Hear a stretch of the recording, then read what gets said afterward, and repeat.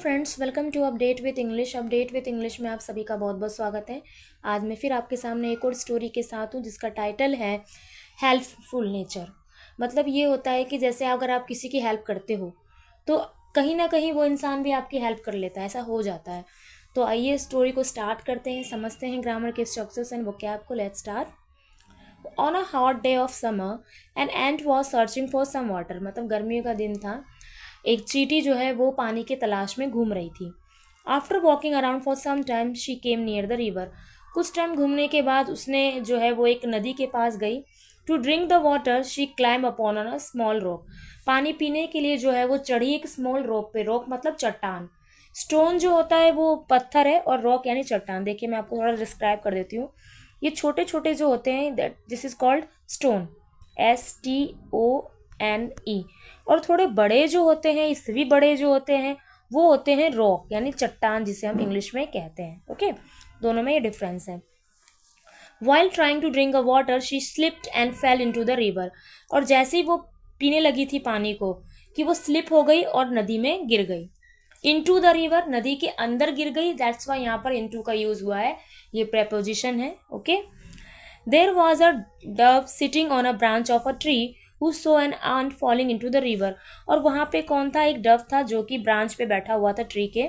उसने देख लिया चींटी को जाते हुए, नदी में गिरते हुए। The dove quickly plucked a leaf and prop it into the river.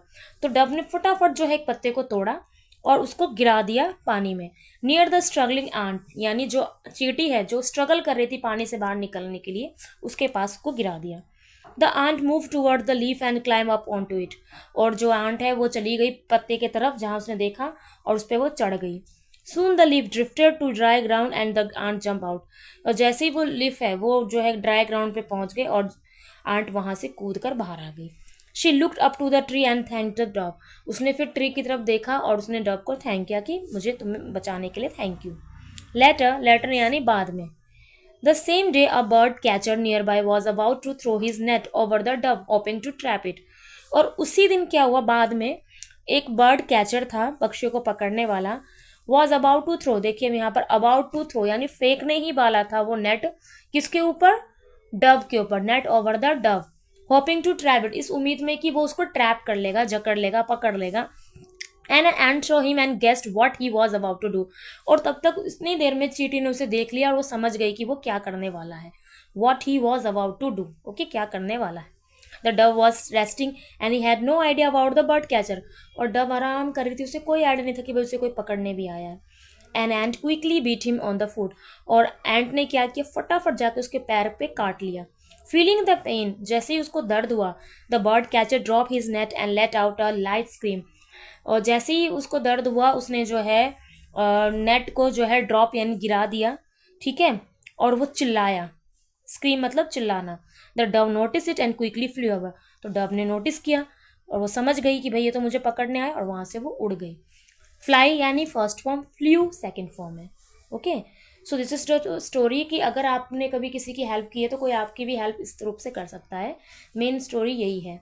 बात करें वोकैब की तो देखिए फ्लू का मैंने आपको समझा दिया। स्क्रीम यानी चिल्लाना होता है। ड्रॉप पास्ट फॉर्म हो गया ड्रॉप्ड। ओके। क्विकली एडजेक्टिव है, ये एलवाई जिसके साथ भी लग जाता है वो एडजेक्टिव हो जाता है हमारा। ज़्यादातर इसमें जो वर्ड है वो पास्ट फॉर्म में ही है, जैसे गेस्ट देखिए आप। ओके, बढ़ते हैं हम ऊपर की ओर। यहाँ पे देखिए आप फॉलिंग है। फॉलिंग मतलब गिरना। प्लग्ड यानी तोड़ना। स्ट्रगलिंग संघर्ष करना, पानी से बाहर निकालने के लिए संघर्ष कर रही थी, ठीक है। और यहाँ पर अगर हम बात करें स्टोरी में तो सर्चिंग यानी ढूंढना। रॉक यानी चट्टान। स्लिप फिसल गई, स्लिप फिसलना, स्लिप्ड फिसल गई। फैल गिर गई। फॉल फैल फॉलन सेकेंड फॉर्म है ये।